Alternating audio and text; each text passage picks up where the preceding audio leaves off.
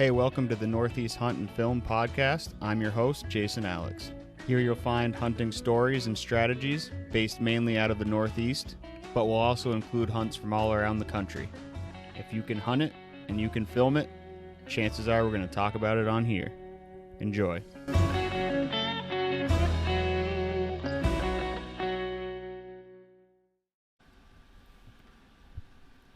Welcome back, everybody. Another episode of Northeast Hunt and Film.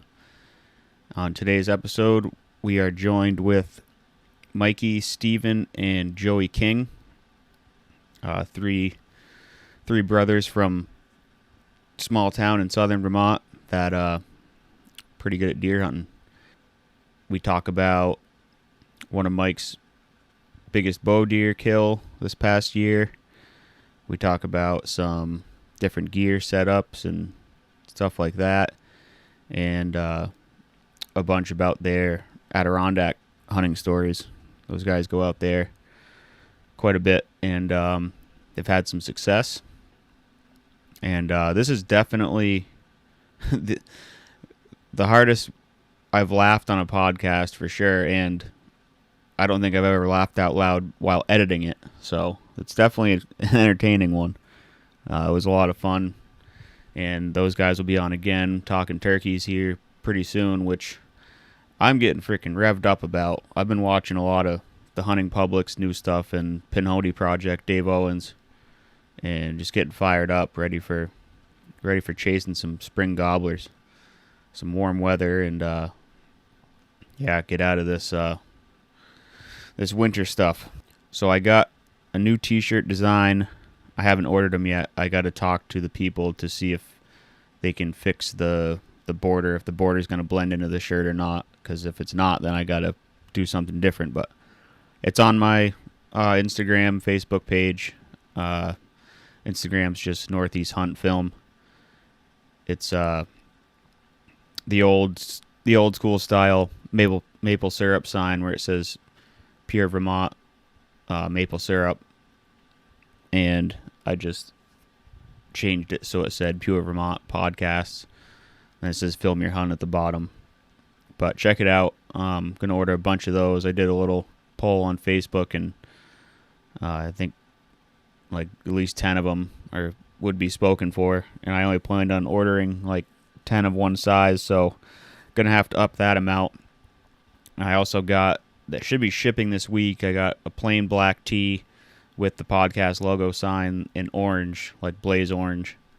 So those should be coming in. I still have podcast logo stickers and the other sticker that it's like 2.5 or 2 by 5.5, and it's just a northeast compass, a silhouette of a dude with a shotgun and an old school film camera, and there's turkey tracks and deer tracks in there. So those are on the website, northeasthuntfilm.com. I'll put a link in the description. I also set up a contribution page on there, which if you guys feel like donating money or, supporting the cause, any small amounts greatly appreciated. Any little bit helps. So that's on there. I'm going to be working a lot more on getting more photos on there that'll be for sale and stuff like that. And also thinking I'm going to start a little YouTube like vlog series. I guess it would be kind of categorized under Project TAC, or Total Archery Challenge. Here in a couple weeks, I'm going to be getting my new site. My buddy Neil is going to help with that, putting it on, sighting it in. We'll do a video on that, so it might just start there. But I want to kind of do like a, the furthest I've ever shot my bow is 60 yards. Not even this bow. I only have 20, 30, 40-yard pins on the new Matthews, but so yeah, like testing different field point weights and stuff like that, just see what flies the best, and just kind of like a, from now till the end of May when Total Archery Challenge is. Again, I'll have a booth there set up. I'll be doing podcasts. I'm shooting on Sunday at 1, I think. I'm doing the Prime course. Me and my buddies Taylor Thurber and Travis Grover are going to hit the course together and try not to lose all our arrows, I guess. But should be a lot of fun. So Saturday I'll probably be, at the booth most of the day. I might walk around and check it out, but that should be a lot of fun. But yeah, keep checking in on social media and keep checking the website. As soon as I get those t-shirts, the black ones, they should be coming. They say by the 18th. I will post them up there, and you can buy them. I think it's going to be $25. Probably just do free shipping or do $27 and free shipping or something. But yeah, they'll be up there. Thanks again for all the support and the views. And if you haven't subscribed to the YouTube channel yet, please go over and do so. If you're listening on Apple, leave a review. I'll quit flapping my gums here and getting the podcast with the King Boys. Have a good day, everybody. All right, we're live. Another episode of Northeast Hunt and Film. Here surrounded by a bunch of kings. Literally. And I apologize if this falls off at the end because I just got done snowboarding all day for the first time and I'm absolutely smoked. But yeah, it'll stoke me back up talking about hunting. So we're joined tonight with Mikey King, Stephen King, the author, and Joey King. So I guess we'll go around the table and introduce yourselves, and we'll get into some deer stories from last year. Start with the old man. The old man. Yeah, I'm Joey King, oldest of the three. What else you want to know? What do you do? What do you do for a day job? My day job, I'm a contractor, builder, residential mostly. Yeah, we've been absolutely slammed. I know everything in the construction industry is just booming right now. It's got to be crazy. Yeah, COVID, that was actually good for a lot of people in the trades. Oh, for sure. Definitely. I mean, with material being as high as it is and we're still booked for the whole year, that's just insane. Yep. It doesn't make sense to me. The bottom's got to drop out at some point. But yeah, that's the scary part. Yeah, for sure. But ride it while it's there, Yep. Save it. Definitely. Take jobs, save money. For sure. Middle? Yeah, I'm the middle child. I'm Mike King. Some background: the three of us, all Vermont natives, grew up in Westminster West. Which, if you've never heard of that, I'm not surprised. Yep. It's not much going on. It's actually, I would classify it as quite the hippie area down in the village. So yeah, it's Putney's hippie cousin. Yes. from up the road. Yeah, that's why I moved away. But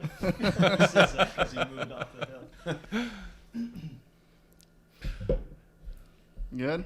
yeah, I'm Stephen King. I'm the baby. And sure are. I'm a logger by trade. And yeah, Deer hunter by night. deer hunter by night with a flashlight. No, just kidding. No, these guys are legit. No vigilante stuff. Just ignore the maglite stabilizer on his bow. That's a camera. Right. Tacticam. Don't they make one of those? Yeah. So how'd you fellers do last year? I would say I had. Live up to your reputation? Yeah, I had bloodshed. Yeah. I had a good year. No complaints on my end. I complain about your year. Me too. I would consider my favorite part of hunting or type of hunting to be bow hunting. I had a long dry spell with no luck in rifle season where I'd watch my brothers be successful and get really mad, but for some reason if I have a bow in my hand, like, it's just Get out of the way. yeah, something about it just not having any the lack of pressure is what I think I enjoy. It's you can kind of go into the woods with a plan in your head, and more than likely nobody's going to screw it up. Where I get frustrated when gun season comes, I'm thinking like, oh, this is what I'm going to do, this is what the deer are going to do, but you got a lot more competition, and Yeah. all it takes is somebody to walk in there and bump something the other way. And so yeah, with that said, I have spent a lot of time honing in on some areas for archery and starting to figure some things out and trying to hunt smarter too. Now that I got 3 kids, wife, full-time job, I definitely don't spend as much time in the woods, so I'm trying to figure out how I can spend my time wisely in the woods and make my sits count. So, for example, this year, I did not have a spot where I felt like I had a chance in the morning, so I didn't hunt once in the morning. And I've heard a lot of big buck killers say they scout 80% of the time and hunt 20. Yep. You know, it's just it's picking your times to go in. Yep. And seems to be the ticket. You know, if you got a bunch of time to burn, you know, maybe if you're out for meat, just go on doe patrol and Yep. you know, save your spots when you know. Yeah, I say I didn't hunt in the morning. That was early October. I had no interest in getting out there early at all. But I knew from trail cameras history, you get past Halloween and that first few days of November, my trail cameras just would light up with buck activity that would start to be, you know, on either end of the day, finally in daylight, versus like, oh, that's a cool deer at midnight, Right. 1 a.m. Ain't gonna do me much good, but Like all of Joey's cameras. so it's some discipline. It's crazy. Mine too. Yeah. Is this the first year we could hunt that Halloween? No, well, it's the past 2 years. This past one and the year before, I think, is when our seasons changed, where we can hunt that first week of November. Sometimes we'd always get Halloween, but now that our archery is basically straight through, I would be so frustrated. You know, that's typically when we would go to do our Ohio trip, is the first week of November, because Because we couldn't do anything. do anything here. And Yeah, it was. It's unbelievable that like the best time to kill a mature buck, or maybe not the best time, but it seems like, you know, later in November is better in the north. But anyway, that first week in November, for the longest time, Vermont's just shut down completely. Yeah. Like, Could do nothing. Why? yeah, You know, I think they're kind of like adopting New Hampshire's season dates and stuff, and which makes sense. You know, New Hampshire's got it figured out. Archery runs through. It's not closed on youth weekend or any. It just September 15th through December 15th. Go ahead. Right. You know, here's your tags. And Vermont's kind of coming the other way. I think. yeah. I don't know who got a bug under their nose, but yeah, it's a lot better now. I actually, with me enjoying bow hunting, I actually like the way it is right now. I was worried about the antlerless muzzleloader season that we have now, screwing things up. For but I pressure-wise. honestly don't think a lot of people are that into that, because no one wants to run into that buck with their muzzleloader in their hand and Yeah. not be able to have do the nothing about it. opportunity to shoot it. So I think people are like, I'll just save that tag for December. Yeah. Maybe go to a different spot Yeah. Saturday and see if you can stir And this up a past year, right here, it was like pouring buckets one of the days. I remember I took a walk Perfect. around and it was just like drenching downpour. I'm like, man. Yeah. No, but I saved my time. That I kind of look at my time is how much can I hunt without ticking off the old lady too much.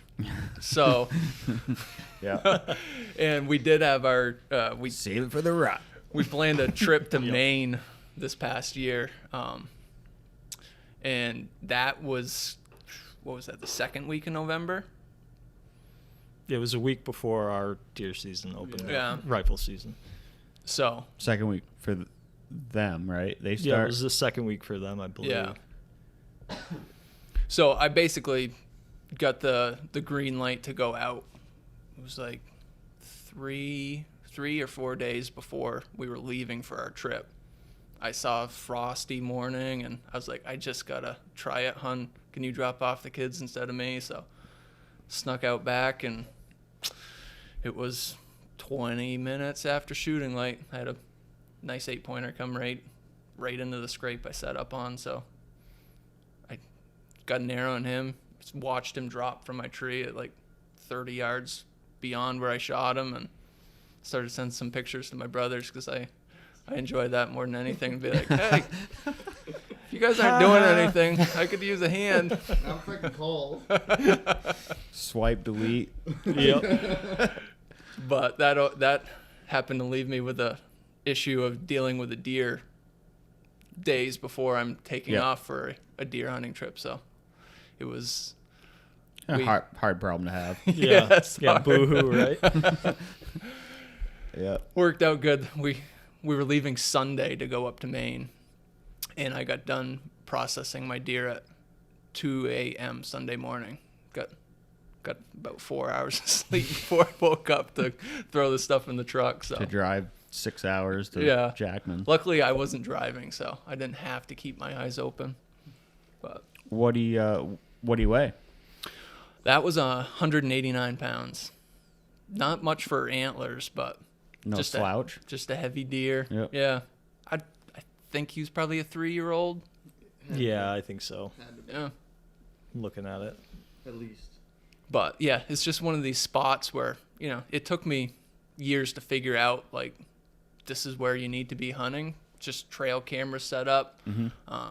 The bedding area in this spot is same thing. It took me years to figure it out because it's kind of not where you would expect it. It's really close to houses where Yeah, it's tucked right in. when I first started hunting there, I was thinking they were higher on the hill coming down, but it's really weird how the area works. But once I figured it out, and yeah, I've also gotten in the habit of, partly driven to not having as much time in the woods anymore.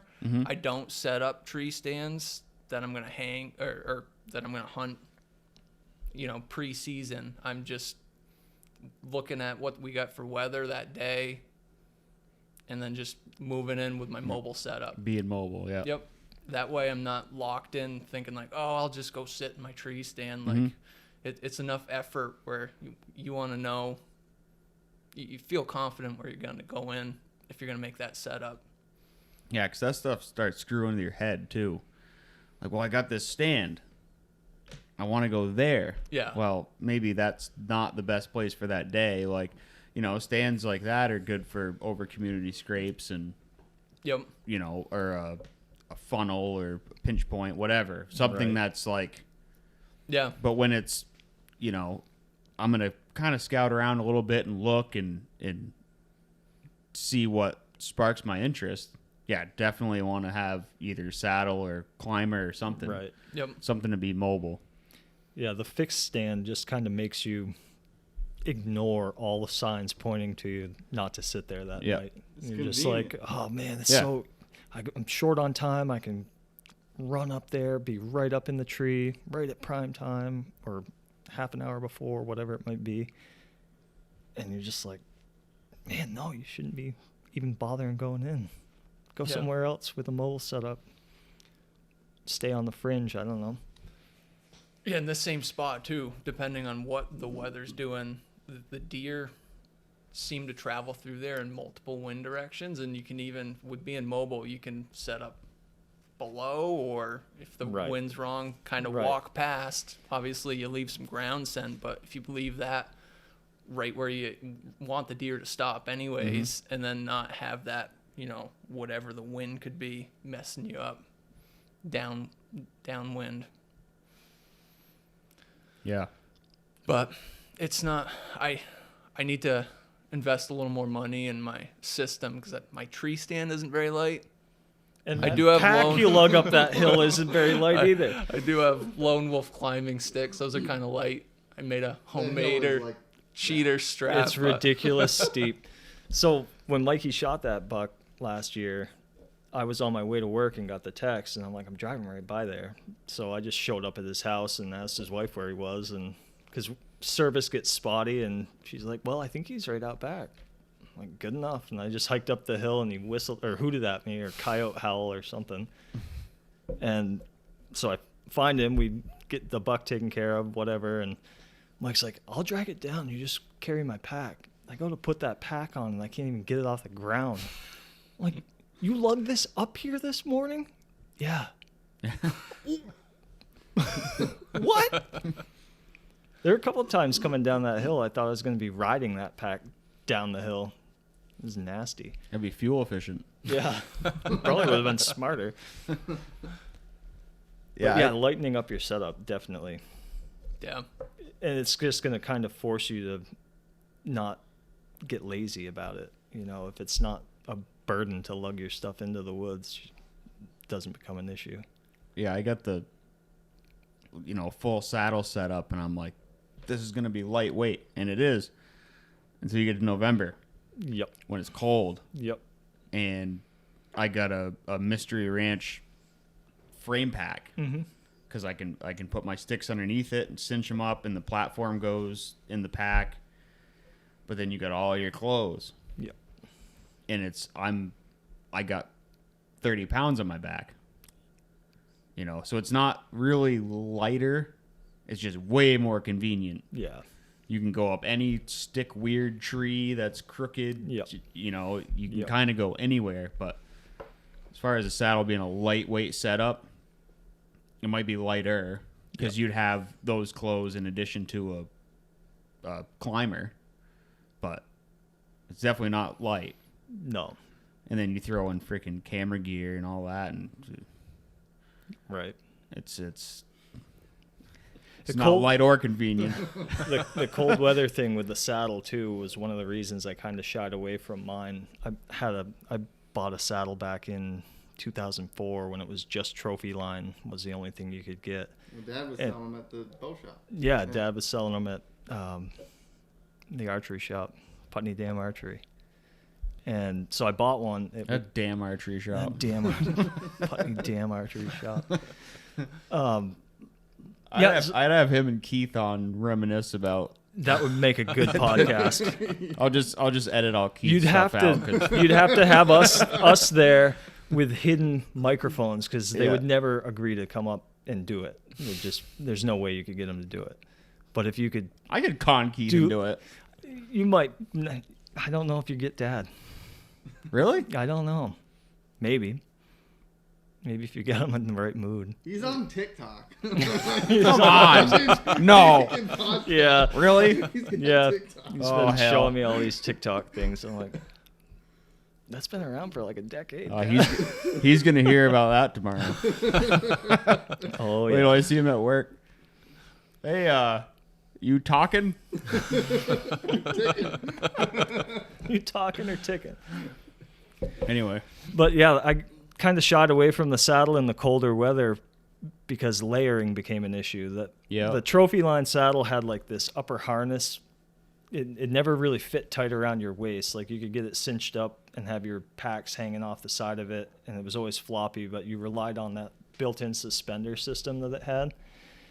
So it was almost like a hunter safety system. But with the saddle with incorporated into okay. it. And actually, you could wear it as a safety vest fall suppression if you wanted to. But because it had that extra crap on top, layering became an issue. Like if I wanted to put another shirt on or because you got stuff hanging off of it, I liked that to be on the outside over everything. So you're like trying to figure out how to tuck things in. Getting another layer of pants on would be impossible because you had the leg straps that don't unhook. which why should they? You don't want to unhook when you're up there. So just getting to the tree and putting all that stuff on, I've never liked to do. I've always liked to sit until I get a chill and then start adding. And the saddle just kind of ruined that for me. But the new tethered stuff looks like it'd be easier. Yeah. I might look into that again, because lugging the climber around, I could look into a lighter climber, I guess, but just seems like it's You have a the quieter. lightest climber they make. Yeah, true. What, the Lone Wolf hand climber? Yeah. No, Yeah. the, Yeah. Oh, Yeah. yeah, it is Yeah. a hand. Yeah. Lone Wolf hand climber. I've got 2 of them. They're I had the awesome. sit and climb, right? Yeah. Yeah. Yeah, the sit and climb wasn't as handy. I didn't like the posture of the seat. But With that Lone Wolf, like, so you got to use the seat for leverage to get your. Yeah. Yeah. So is it bad? Is that bad? it I depends. mean, I'm a small dude, so it might not be bad for me, but It's so I climb the tree with my bow on my back. I've got one of those Jesus. Primos bow slings, and I'm why? get halfway up and there, or halfway down, and there comes a big buck. I don't know. That's true. I don't know. I bandoliered across my shoulder. My Yeah. bow's right on my back, Yeah. and there's nothing because the seat is just like a small platform. It's tiny, so there's Yeah. nothing hanging around for things to bang on. And I just put my arms on the pad of it, so my elbows are just hanging off, and grab the 2 arms, and you literally just shuffle yourself up with Yeah. your shoulders. Well, like a normal hand climber, but it just seems like that seat so like, you know, Yeah. my climber is a big, you know, So you have wraps something around, so that I you have can get like your I can hands put my on. arms on it like that, and like a Summit. Yeah, Yeah. it's Yeah. not. It's a wild game, but It- like a Summit. So it's different, but that's also the first climber I ever got. I've never really used the other style, so I don't Yeah. know the difference. But it keeps you, I would think it would keep you closer to the tree than Yep. a sit and climb, because you're not at the back of the platform, upper platform. And I would think you'd feel safer being at the tree than Nope. out of arm's reach from I'm it. scared of heights, so that I like at least the metal bar behind me feels kind of like a seat belt. Yeah. Yeah. But that thing folds down so flat, it's hard for me to think of It is. lugging Yeah. anything else in, because it's literally that tall. Yep. When it's all folded down, the thing just goes through the woods nice. When I first got it, I didn't know any better and had the straps, like the belts that go around the tree, on the top side, and they'd constantly get hung on limbs because those things have it's like a exploded snowmobile belt. It's got big cogs, and that thing would just grab every beach whip and then slap you in the back of the head when it got Yeah. Nice and tighten cold up. out. Yeah. So I flipped that around, and it's like the top of the platform's right at shoulder height when it's on your back, and it's great. I mean, thing's just super light. It's quiet to set up too because of that belt system that they've got. You got kind of like a cam lever that flips out of the way, and that belt just slides. You've got like 1/2-inch increments of adjustment on it, so it works awesome. Yeah, my Summit is super loud, like, cause it's just that like bent metal. My Summit is super loud. It's just like a bent metal catch. Yeah. So you gotta like pull it out, and then the cable's just got like little pressed on knobs on it, and it's hard to be quiet with that thing. And yeah, them Lone Wolf, it's like you said, like a snowmobile belt, and you can even adjust it when you're in the tree. It's not They don't recommend recommended, but you can't At if least you're the top half you can. yeah. Bottom half, that'd be some talent. I've done it. Yeah, it's doable. Hug the tree and Well, you gotta just lift the front Just with your sit. heels and be sitting on Yeah. the top platform, Jesus. tucked right back to the tree, and hope that the base doesn't slip. But you do still have the straps that would Catch keep it from on the falling to sides. Yeah. ground. Don't do it. I wouldn't recommend. no. No. Wear your harness, kids. Yeah. Yes. It's not worth it. No. Nope. Do you guys go all out and wear your harness going up? No, I've not gotten to that point. Yeah. I'm starting to try to, because It's annoying with as shit to have to move it every time Yeah. you get up to it, move it again. But Right. I'm you know. also guilty of, I'm some of my sets, in the morning, I'm hanging my tree stand in the dark. Mm-hmm. And what I need to do is get more in the habit of using like the lanyard just for safety, because that's Yeah. probably the time I'm going to fall, yeah, is Yeah, you gotta relying keep on the that back line. side of my knee on the looped around the ladder. It's just, Yeah. people make mistakes. yeah, sketchy. Yeah. That the system I got with 3 Hawk Helium, I think they're, what's the small ones? 20 inches? The sticks? Yeah, I think they're so. like that. And then I have 8ers on each stick. With 3 of them, I can get like 18 feet. With just 3 sticks and my saddle Yep. and platform. But I use, going up, I use the lineman's belt. I'm never not tied to the tree. That's a good habit. Granted, if I did fall, that lineman's belt would probably let me fall a few feet. And I Right. know I would gouge the shit out of my shins and probably my chest and everything on those sticks. Like, they would just light me up. But it's Beat- either fall to the ground or bleed out in the tree. I don't Beats know. hitting the ground. Yeah. It's just thinking about going back to the being tethered to the tree while you're climbing in a climber, and how much of a pain it is to keep cinching that thing up the tree. Yep. What if you were to hook yourself to your upper climber platform?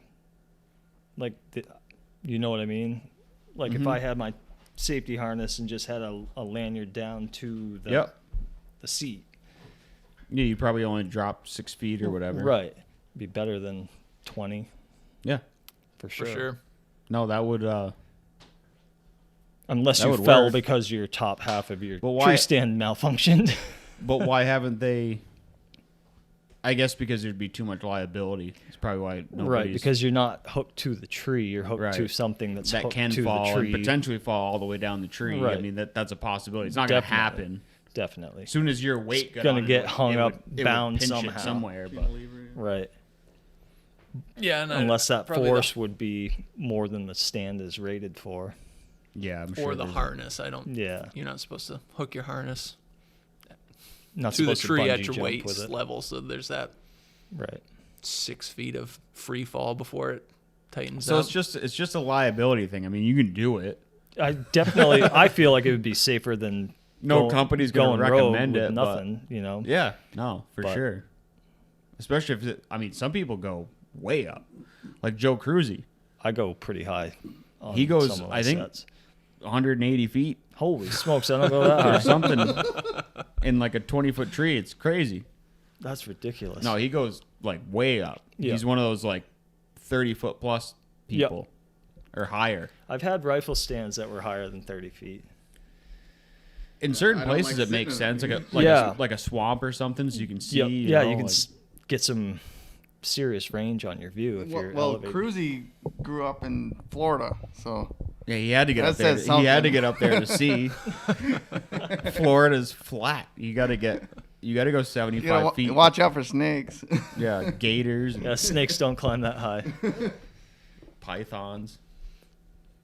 There's a lot of shit kill you in Florida. Yeah. The people. Residents. They don't they not even inspect their vehicles or something down there?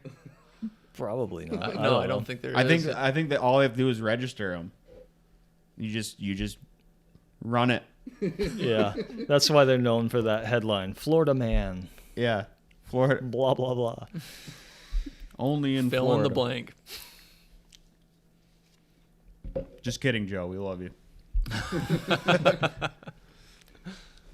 I don't think he listens to this, but anyways, Yeah. That lodge was nice. yeah. Talk about getting scolded by Harold up there. So these guys went up and did the American plan. I'm sure a lot of people that listen to this listen to Big Woods Bucks. They have that at Parlin Lodge. They do the guided hunts, and then they have reserved spots for what they call the American plan, which is you pay it's like $1,200 or something. Yep. You get all your meals, which are freaking amazing, Yes, they are. and you get to stay at Parlin Lodge, which is a Freaking no amazing. slouch of a place to stay, and you get to talk to some of the best freaking deer hunters in the country. Let's be honest. Yeah, our and heroes, and they kind of guide you. Try to. Oh, there's if you've listened. yeah. So the fearless leader Hal, aka Harold, guided these guys, or he tried to give them directions to somewhere, and I'll let you tell the story. It was the first night we got there. We get all settled in and then head over to the lodge for like the meet and greet. And Don't say any road names. yeah, no, that was the first thing they said when we got through the door. Hey, don't say any road names. You're like, hey, you do it on the podcast every time. Yeah. Up the Holub Road, and like, Oh no. He let it slip. So we get through the door and Hal's already in there, and I'm just like, this is ridiculous. I'm just like starstruck, like an idiot.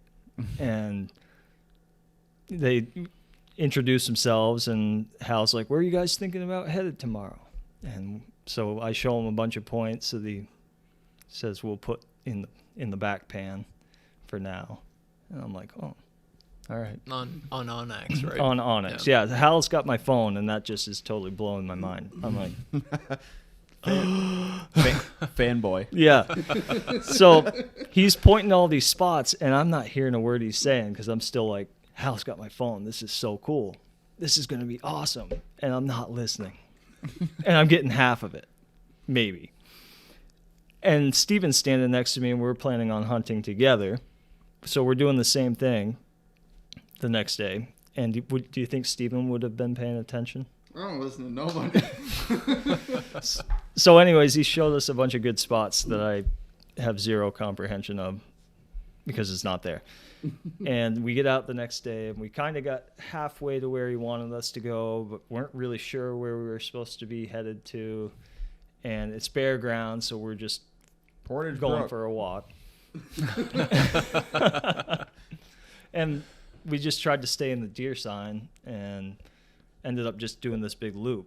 And so we get back to the lodge that night, and Hal's in there, and he's checking in with everybody. And he goes, how'd you guys do? Did you get to those big popples today? And I'm like, Should've just oh, said yes. no. I'm like, Right? no, we Oh yeah, made it there. got about... Past the spike. I'm like, no, we got about out to here. And he goes, you didn't make it out to those popples I told you about? I'm like, You ain't getting much by that guy. I'm like, no, we ended up, and he goes, He's probably got couldn't trail follow camera out there. simple direction. And he turns around and walked off. I'm like, Yeah, that was probably the highlight of the trip because it for made me you guys. belly laugh. he turned around, just headed. Yep. Went over to get his food. Yeah. No. I'm never going to be a big buck slayer. Dude, you're off the team now. I know. Couldn't follow You got simple direction. slouches like Neil on there now. Guy's just lucky. Just lucky. Dude, he only... This fucking cord's pissing me off. He only killed 200-pounders, and he only killed them with a Woodman Arms muzzleloader. Yeah. Lucky. Freaking lucky. First one was 222. That'd have been a bigger buck next year. Yep. What he was thinking shooting that thing. But The big woods is Humbling. yes, but the one thing that I do enjoy about that is similar to archery hunting, I guess, back here with the low pressures. You're not really going to run into anybody. Yeah. Or if you do, it's not very often. So Right. Probably more likely in Maine than Adirondack. Oh, yeah. Definitely. yeah, for Joey and Steven started hunting big woods in the Adirondacks years before I gave it any thought, because I was like, I grew up enjoying my Ohio trip, high deer density. Mike's looking at the map like, you guys are going to where there's like one deer per I was like, that square county. that doesn't sound Yeah. like fun. But It's one deer in like literally 5 square miles. yeah, But if you're tracking them, it's easier to stay on them. Yes. They don't get mixed in with other deer. Definitely. You just That got is- to find a freaking track. That's the hard part. Yeah, You 'cause killed a nice one a few years back out there, didn't you? Yeah, that was a good deer. With a some sort of lever gun, wasn't it? Yep, a 30-30. Was it 30-30? Yep. Yeah, The 30-30 makes its redemption on this podcast.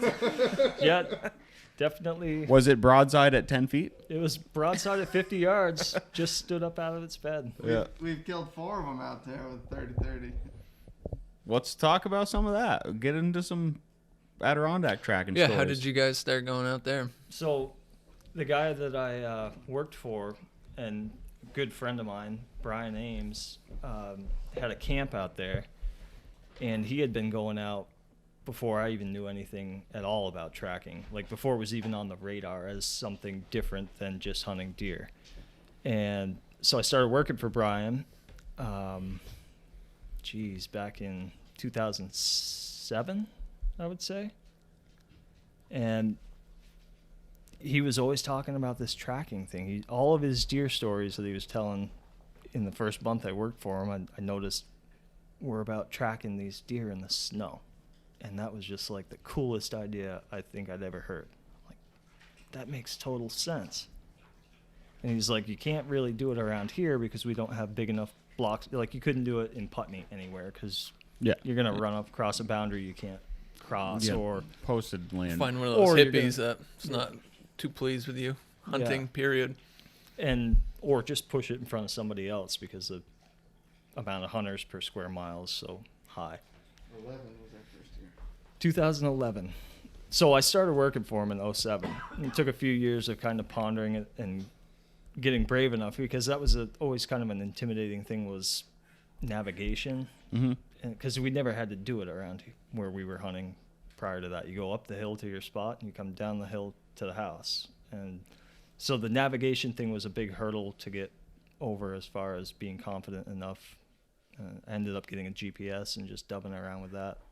And so that was the first hurdle. But he did kind of explain the particular area that we hunt out there. There's a stretch of road that runs through the hunting area. And it's, I don't know how long, but anyways, it runs primarily east to west. So he's like, if you get on a track and you track all day and you know you left the north side of the road, Yep. at the end of the day, worst case scenario, go south, you'll hit the road. Somewhere. You've got these waypoints on your GPS for all the campsites that are along that road. And just remember where you parked your truck or whatever it might be. Just take note of campsites and you'll be able to find your way back to the truck. Pretty simple. So that was like, oh, okay. That makes sense. And just like the magnitude of the stories that he was telling, it just was like enchanting. Just like, I got to get out there. But finally pushed the button and Steven and I went out and hunted with him. I don't remember. You've got it probably written down what year we finally had some success out there. Did I shoot that one the first year? I don't know. Bare ground? Yeah, it was. Yeah, so that's So you guys were going out 11. with no snow. So that was never the plan. we would just kind of schedule a trip, Yeah. head out, and you had what you had. And Brian's like, well, most of the time out there this week that we were headed out has snow. I like that week. It was Thanksgiving week we were going out, and he liked it because it was low pressure. Said it just kind of knocked some of the trucks off of that road that you were competing with, and he's like, yeah, they most always have snow. And that particular year we had bare ground, but we were fortunate the Adirondacks had beech nuts that year. Mm-hmm. So we were able to hone in on a food source and just got lucky pretty much. We were just bopping through the woods, scouting, hoping for snow. And, well, I'll let Steven tell the story. He's the one that shot it. We sat down for lunch, right? We came up the hill and we bumped that doe. Right. Yeah. Which we didn't bump. she stood there looking at us. Yeah. This doe looked at us like she'd never seen a human before. Might not have. And she probably hasn't. Out there. That was before your beard was too long, so you even resembled more like a human, right? Yeah.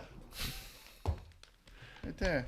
Because now when something sees you, they're just We like, got- what is that thing? We got Sasquatch. yearbooks out. Yeah, so we ran into that doe, and she was like, "What are you?" Stood there for a while, and did she take off? She left, but didn't really leave, didn't go anywhere. And so we were like, So we sat down for lunch let's sit and eat lunch. on a down tree, And I and hit the ground. and Joey hit the grunt tube a couple times, and then we're just eating lunch, and we heard him. Was he grunting? Yeah, so he come in grunting and just stops broadside. And we both raise up our rifles. So Joey can see the head and the horns. All I can see is the ass. But I got my 30-30 with the peep sight just centered on its ass. And I'm whispering to Joey, does it have horns? Give me the go-ahead, boss. Is it a buck? Is it a buck? And Joey's focused because he's got his crosshairs on the thing's head and sees that it's a buck, but he's waiting for it to take a step or something. Yeah. Or he's like, I might just go for the neck. And I'm just holding on the thing, and I keep going to Joey. Does it have horns? Does it have horns? And he's on cloud 9, just waiting for the thing to take a step. And finally, it puts its nose up in the air, and I see a little fork. And I was like, yep. And I center that thing on its ass and let fly. And boom! It took off running. I shot at it. Yeah, you shot at it right after me. Because Joey was actually getting ready to squeeze the trigger. Yeah, I had all that. You talk about hating 30-30s. I had that 30-30. I rested right on my knee and locked on. I could see a little more than just the head. I could see some of the neck. And it was just standing so still. I'm like, all right, the heck with this. I'm going to try to kill this deer. I'm going to shoot it in the neck. And I had all of that slack and creep taken out of that Model 94 trigger, which is awful. Awful. It's like making sound. There's a and lot of it. There's vibration and all sorts of. And so I'm about to break that trigger on this thing. I've got it centered on its neck. I'm like, here we go. Meanwhile, I'm totally oblivious to Steven trying to get confirmation from me because I was just focused. And so the gun goes off when Steven finally shoots, and it surprised me because I'm like, my gun didn't go off and didn't kick. Steven shot. It took there was a whole thought process that felt like 10 minutes that went through my head in about a half a second. And I'm like, oh, and try to take a shot on this deer running through this nasty beach slash. And so I let flail at the thing too. And I look over at Steven. I said, Steven, I think you hit it. And he goes, yeah, right in the ass. Got to get him leaking, right? Yeah. Well, back to Brian, giving him some credit for this. He's always been the one that kind of told us, when people ask me what part of the deer, what I was shooting at, I reply the brown spot. Yeah. Shoot him in the deer. Because he was saying it's going to be different than sitting in a tree stand and a deer walking up and you're waiting for the perfect shot. You're going to be seeing pieces of a deer, and you're going to have to wait until you see enough pieces to know what you're shooting at, but you're going to be shooting through shit, basically. Yeah. And so it didn't surprise me at all that he had shot it in the ass, but it was just funny because in that moment I'm like, yep, following orders, So what, did they get that main artery back there? Yeah, I hit it right in the femoral artery.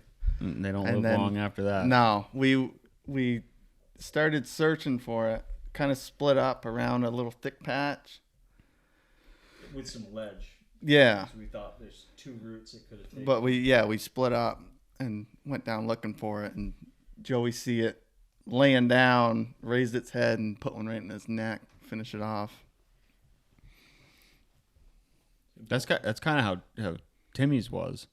He hit that artery Yeah. in the back, and then when we came up over the rise, it was still alive, but on its way out. Hurting, yeah. You know, and he put another one in it. But Did that have symmetrical horns? No. I have about 3 deer that have symmetrical horns. Steve, if there's a ugly, messed up deer out there, something wrong with it, or moose even. If there's antler defects, Steven is gonna find it and kill it. that one's on YouTube, right? Yeah. I've seen that. Yeah. Is that technically a drop tine? Damn right. Broken off tine. It looks like he broke it off in velvet, and some other cow moose glued it back on. Mom glued it back on. Mama spit on it and then glued back on. Jesus. But that was Southern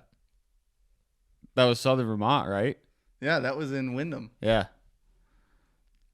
Good old days. That was when you could get a permit.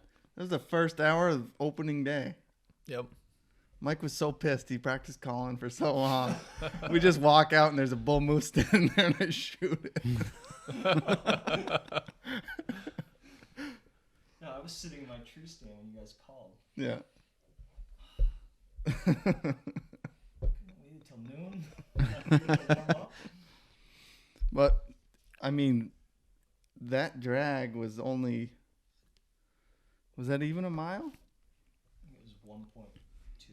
Just over a mile, but For the buck. for that Adirondack buck. But Yep. that's what we drug it through. Yeah. It was thicker than hair on a dog. Yep. That's not even bad. It's typical. And there was ledge and these just big drop-offs. And Joey watched me tumble in front of the buck. And the buck come around and karate kicked me in the back of the head. It was the best thing I've ever seen. But Jesus. it was pretty awesome to go out there the first year and connect, even on bare ground. Like, man, we've gone out there a lot more on bare ground, and it's near impossible. Yeah. Mike The had good- snow's the great equalizer Yeah. out there. Oh, for sure. I mean, And like you said, the population is so low that when you get on one, it's not often that you lose them into a group of doe, you know. I mean, we Yeah, have the barnyard's him and her. Yeah, We have. I've never seen the barnyard we've in the Adirondacks. we've hit it a couple times, Yeah. especially on the run there that goes down to the chute. Yeah. don't give away spots now. It's all code. Yeah, it's all It's all code. code word. It's not even a shoot, it's a saddle. Portage Brook. Portage Brook Adirondacks. No, Mikey had good luck out there his first year too. Yeah, it took many years of listening to stories, and I think getting frustrated with hunting pressure, Yep. and you know, I think I got to watch some stuff too as tracking gets a little more popular. You never wanted to go out there. No, I didn't have much interest, Yeah, but we tried to talk go him behind into my it house for and kill him. years. Awesome bar. yeah. You guys though have a system that you always hunt together. Yep. Or that's your thing. Yep. You guys have a guy that's got his eyes on the ground and a guy that's just looking ahead, scanning. So there's obviously two people moving through the woods, but Yeah. it's neat that you guys are consistent and Yeah, you it's- got it figured out. It's So awesome. And we learned that from the Benoits, watching their videos and reading Yeah. their books. Yep. So yeah, I've finally found one of our friends that would go out there with me. So we were just doing the same thing, following from Joey and Steve and just set up in the same hotel. You know, the cool thing is just the camaraderie when you have a group of guys going somewhere like that, and then even those adventures out into the big woods when you got somebody else there, it is a different, you know. Yeah, you have somebody to reflect. Bounce ideas off of. You feel so much more comfortable when, you know, if it's you 10 miles in the woods by yourself, I think it's kind of scary. I think if you two stay like that and I put it there and just turn it up, I think you're good right there. Perfect. Steven and I are So sharing for anyone who hasn't figured it out from all the, I only got 3 mics. I'm a rookie. No, We would have had 4 headsets with microphones built in, but I was a day short on the cords arriving. He was skiing. I had to go snowboarding. We're the last of the cool kids. I lived the freaking dream today. I know. I'm I got jealous. paid to snowboard, and then I come do podcasts. It's freaking does right. I had to go to work and then fill the fuel tank when I got home. Turn the heat back on. Forget all that. This is a low budget operation we got going on here. No, but anyway, there is more comfort when. That was definitely, I was just going to kind of touch on that, where that was definitely a big help for getting me motivated to go out there. That was like a huge hurdle, was thinking, well, if I follow a deer for 2 miles back into the woods and I shoot the thing, I either got to leave it and get help and hope I'm skilled enough to find it again, because I'm green at this point. And I'm like, I'd much rather be able to drag it out. But if it's a good-sized buck, I'm not a very big guy, and that's a long way to drag a deer. And it just was a hurdle. But then having somebody else with you, I was like, oh, if I got my brother with me, we'll be all set. You know? Yeah, you got moral support. And so if anybody's kind of hesitant in that respect, if you can find a buddy for the first year that's interested in trying to do it, that could be like the nudge that you need to take it up. especially when you're learning, like, someone needs to pay attention to the track. Especially if you're new, you got to see what that deer's doing. But So to you know have when someone to slow down. to have someone behind you that is constantly searching for that deer. Mm-hmm. You know, they say they always do J hooks, and if you got someone just scanning, you know, while someone's got their head on the ground, especially if they're in other tracks and just trying to figure out what the hell's going on. Yeah. Just to have somebody like just paying attention to your surroundings. And I think, and we've done that, and I've seen deer and been like, "Hey, Joe," and Joe's looking at the track trying to figure out, all right, which one is him, like, or he like hooked back especially on when you us get into sorting. If Yeah. you do get into the rare barnyard out in the Adirondacks, they could be right there, they could be right. and you could literally have your right head there, down and trying to sort you're out down the track. looking at it like, oh, and you try to look up, but you're like so drawn to looking down to try to figure it out, and just having that extra set of eyes is huge. But I definitely think that's what separates tracking from just following tracks, is being able to read the track. And I think that's the point I'm trying to make, is the skill that you need to work on the most, or I need to work on the most, is being able to keep my eyes up. Mm-hmm. You got to read the track in your peripheral, Right. Or just be able to take a quick look and not have to think so hard, because you've got more experience and you know what's just follow the track. You know, if you can see the track to that boulder. Yeah. Right. And then keep your head up. Then as you're walking to that boulder, you're scanning. right. If you're by yourself. Right. And that's the only way. That's the most effective way to do it, by yourself. Right. And then I feel the track a lot. Yep. To get my fingers keen in on, you know, what temperature and where it breaks the snow.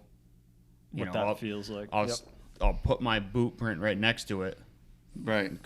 Literally feel the comparison. Like, okay, maybe it's not as new as I thought it was.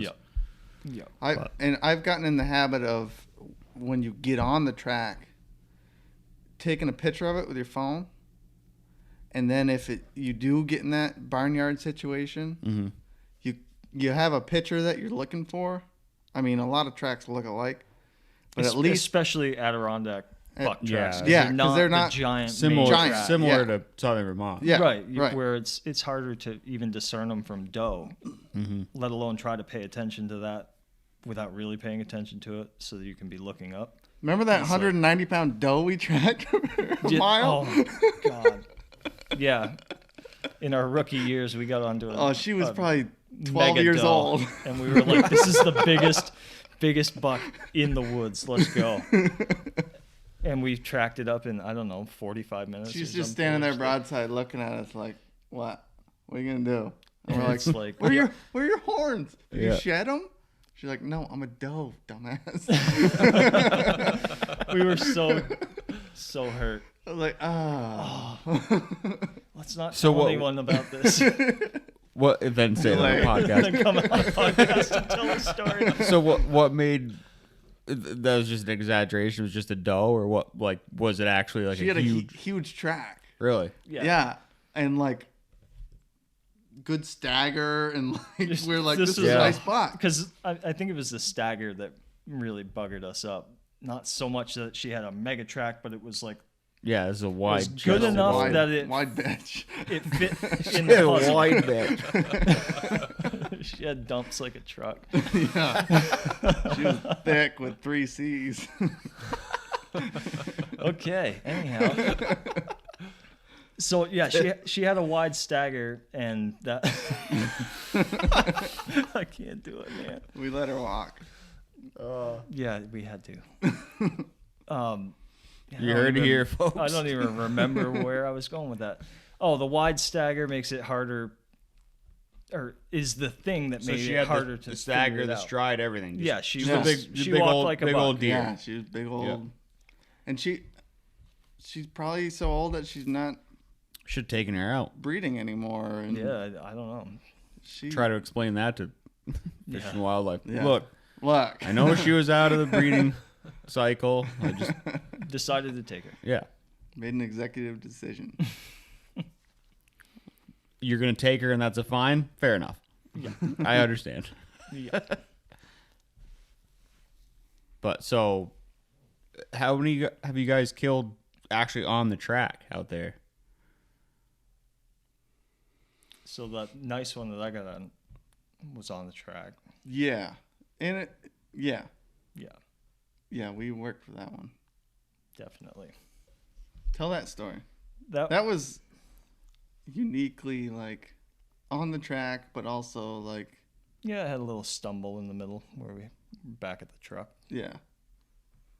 So we Yeah, tell that one. Yeah, we got on this buck track from the truck. We cut it on the road and was headed down into a nice, thick kind of spruce bog. So we were just going easy on it, and it came into a group of doe, and we bumped them because we aren't used to bumping them that close to the road. And Yeah, it's just the timing of it. we had, in our earlier years out there, I think because we were hunting during the peak of the rut, or like peak of the search section of the rut, these deer were covering so much ground we were never catching up. Yeah, you'd get on deer that are long Get on deer stepping that are long stepping for and 5 literally- miles, and you're like, we gotta be Without even making a rub. Usain Bolt to freaking catch up with these Yeah. damn things. And then on a you're at that track. point you're committed, and you're like, well, how far can you go? How far, because we're Yeah, new at it. forever. And, yeah, they just go forever. And so we did these really long walks and never see the deer. So I think we buggered up more deer rushing from the truck and not really evaluating what the track's doing, because we've bumped more and more as we go out there from the road, if we are lucky enough to cut a track from the road. So we got in there, bumped these deer out. We get on the track again. We head up and around, and they take us up out of the spruce bog onto the side hill of this pretty We good sized saw- mountain, and we spotted We bumped we saw 2 of them. Didn't know Right, what they were. right. So we bumped them again right when we got to the side of the mountain, Mm-hmm. and they kind of slabbed the mountain, headed north, and got around on the north side of it. And it's with most of the mountains out there, it seems like north side is the sprucey side. And they started getting into this nasty spruce, and the spruce was holding snow, and so they would go through, and if with the topography, if it wasn't right, you couldn't tell that they'd knock the snow off. Mm-hmm. And that snow is now covering their tracks, and it just made it really slow going because they were just weaving through this Christmas tree farm and knocking snow off that we didn't know or realize was even there to begin with, and it just made it tough. And so we're in the middle of that thing, and they've crested over the top, and we just sorted out what we thought was the buck track, and we're trying to figure out what to do, and we look up and spot a deer, which we didn't know was a doe at first. On a hill that's straight up. Yep. Full of thick spruce. And then like a winter snow storm squall instantly rolls in. Like and wind. It's like white out. Wind just pelting you, and it's freezing. It is absolutely freezing because we just scaled this whole mountain. If you were on a good track, that'd be the freaking best time and place to kill that deer. But Yeah. you guys are just trying to sort it. So, yeah. And so that snow squall blows through. We've all stripped down. I've got just like my long john shirt on. And now I'm locked on a deer that is just standing there. Stare down. Doing a stare down with a blizzard that rolls in for an half an hour. hour. We're freezing. You can't move. You don't know what the situation is. Right. You don't Yeah. want to bust the deer. And so we got so cold, this deer finally just kind of turns and busts out of there, and it's a doe. And I'm like, oh, dang. And we're like frantic. We're trying to figure out what the heck to do. And we head over to the track, can't find it because the snow squall is still ripping. And we're both like, all right, you know what? This Christmas tree patch that we're in is so big, they could run circles in there all day, is what I kept thinking to myself. I'm like, if they stay in this, we're out of the game. You couldn't walk without Knocking everything in front of you waving down. your hands to split apart. Right.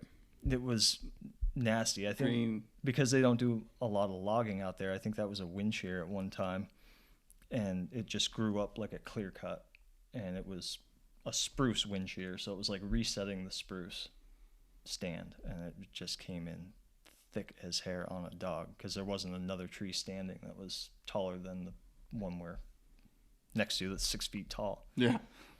And it's probably 80 years old. Yeah. But so we give up on the track. We're like, beeline for the truck. Let's get warm and let's figure this out. If we want to, we'll come right back up here. We're not that far from the road still, and it's all downhill to the truck. So just we'll figure this out. So we get down to the truck. We get in the truck, and we're trying to get the truck warmed up. So we're going to run that road and look for a track crossing it. See if maybe in that jumble they decided to come down off. And we kind of hunted towards the west, and we had to walk the road back quite a bit east. So we're in the truck. The truck's not even warmed up yet. We've gone, I don't know, maybe 700-800 yards down the road, and this set of tracks is coming down off. It's a pair of tracks. Buck and a doe. It's a buck and a doe. And that's what we thought we had. Because remember when the deer went around the backside, we were only following 2 sets of tracks through that spruce. Mm-hmm. Like they had split off, and we could. I don't to this day know what those other 2 deer did. They could have peeled off to the north off that backside. Yeah. At any rate, we thought there's a pretty good chance this track that we just found from the road is these deer coming down off of that mountainside. And this was the week that Adele released Oh no. her song "Hello." So Fun fact. we cut these tracks. Again, you heard it here, folks. We cut these tracks, and Joey gets so excited. And there's one radio station we can get on this road in the Adirondacks. That we've been listening to while we're looking for this It's track. it's either Bieber or Adele, and "Hello" comes on, and Joey is cranking it because he's so excited that we just found these fresh tracks. And I'm like, hey, turn that down. Like, you never know. They could be like right here. And he's like, oh, all right. Dear Adele fans. Turn it down. And then we gear up to follow this track. Put our clothes back on. Our jacket. we didn't take our clothes off. So we put our jacket back on. Well, when Adele came on, I think I was. Hello? I was singing. I was singing to it. You were, yeah, and the windows are down. I'm like, hey, belting it out. hey, shh, shh, shh, shh, shh, shh. I'm like, wow, we have a track. Let's go. I'm like, what if it's right there? All right. So then, And so then I'm huffing and puffing and picking on him for being in my face about being too loud. And I'm like, all right, let's go. And we get on the track, and we've only gone like 10 yards on this track. And I'm like, hello? okay. We've only gone like 10 yards on this track, and I can already see it starting to I can see a ways ahead, and it's doing like the S-turn bob weave thing. Zigzag. Zigzagging like crazy. I'm like, all right. So we've gone 10 steps on the track, and I got to tell Steven, they could be right here. Let's slow down and just really pay attention. Keep your eyes up. And so we go out there a little ways. How far did we go? It was like 100 yards. There's a stream. And there's this little babbling trickle going down through, and we just get to where we can start to hear that trickle, and we can hear it pretty good. And this deer just stands up out of its bed, and it's got this rack on its head. I'm like, done. Pull the hammer back on the old 30-30 Model 94, and it hadn't even started moving. and you just shot it, and it annoyed the deer, and it ran off. Blew right through the shoulder blade. Yeah, it did. I drilled that thing. Yeah. It took like 2 hops forward and reared up, did a backflip, and flopped on the other side of the brook. It was ridiculous. I look It was back. I look back and I 10-pointer? can see the truck. That was only a 7. 7. Yeah, I'm trying to He remember was- the picture he in was my head. wide. Yeah. he was absolutely awesome rack. I This is 20 inch? 20 inches wide? think that's what it was, green. I think it's down at like 19 and I think I turned That's this it? thing on. 19 and 3/8 or something. I'd let it go another We only year. count green. Yeah. You're just lucky. And the worst part is that was when I was hard up for money, so I cut those horns out of its head with a sawzall. I just had them 'cause you chopped off. didn't wanna- I should have mounted Well, it's it. such a pain to get them back from New York. New York is a You gotta pull the pain. brains out. And Oh, yeah, that's you're right. supposed to have a Shit. clean skull plate. I never thought about that going out there. So you either leave it out there to get it mounted, Yeah, or you have to cape it out all the way to the tip of But his if you guys nose are going to and be boil doing, that if thing. you know, like, you're going to be doing multiple trips, like, Right. you're like, is this the one to spend the money Right. on? And I decided don't think so. it was only a 7-pointer. Yeah. Wasn't, I mean, it was a good buck. It only weighed like what? Because that shit's no 150? joke. Because you got to pay the taxidermy bill, and then you got to drive back out there to get it. So factor Yeah. in fuel costs and your time 2 hours. one way, right? Yeah. Yeah. So 4 hours. Like, is this the smasher I'm never going to shoot out here again? Probably not. Right. You know. Right. Yeah, it was only. If you 150 get some pounds. like Joe Donito, Adirondack bucket, like, okay, I'm gonna Yep. drop him off. Yep, exactly. Man, I'm nowhere near this picture. I'm trying to find that picture on my phone. It was from freaking years ago. It was 2017. Does he have it on the Instagram page? Might be quicker to find. Oh yeah, I do. I got it on my Instagram page. On the Vermont Hunters one. That guy right there. Yep, that's the picture I remember. It was super. For some reason, I wide. thought it was a 10.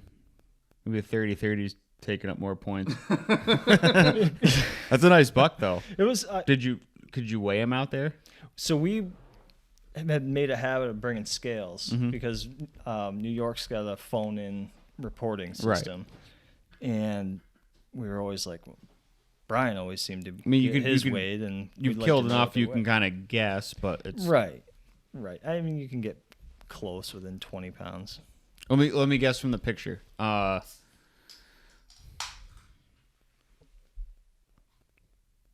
158. 150. So yeah, definitely within 20 pounds. That's pretty good. I was going by the nose. He didn't have that Roman nose. Didn't have that break in his nose, and his antlers weren't jammed up either. Stevens, the first one he shot out there, was just like gnarly. It had a club on one side that then had a point growing out of it. I can Yeah, imagine why. yeah. But they all ate good, Oh yeah. so Definitely. Yeah. Can't eat the horns. And they don't take you up could as much try. room on the Mice wall. do. Yeah. Squirrels. Grind it up, put it in your coffee. Yeah, like pre-workout. Yeah, that bucked up stuff. That's just There's bad. gotta be news. like testosterone in there, right? I think it's just antler. I think that's velvet though. No, I didn't even know my moose had velvet still on it when I shot it. I just You were just looking at that drop time. Stunning magnitude of that drop time. I had an either sex tag, and I told Mike, I'm like, we're in southern Vermont, like, I'm not looking for. That's paddles. literally a once in a lifetime tag. Yeah, Yep. yeah. I said Literally. I'm not looking for paddles. I'd rather not shoot a cow. I just want a bull. No, I don't Right. care what it is. We walk out there and see that magnificent bull there. I love the video too, where And Mike's zoomed in on the camera and he goes, "Are you sure it's a bull?" And I got the scope on it. I'm like, "Yeah, it's a bull."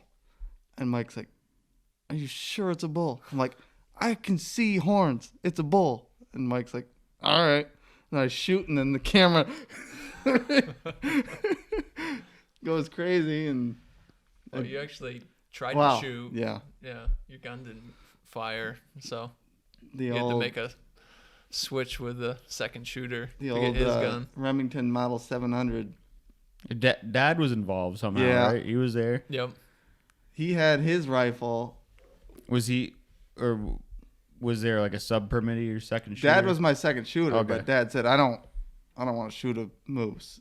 Like, I want you to shoot the moose, but I'll just come along with you and watch and carry another gun." right. Thank God.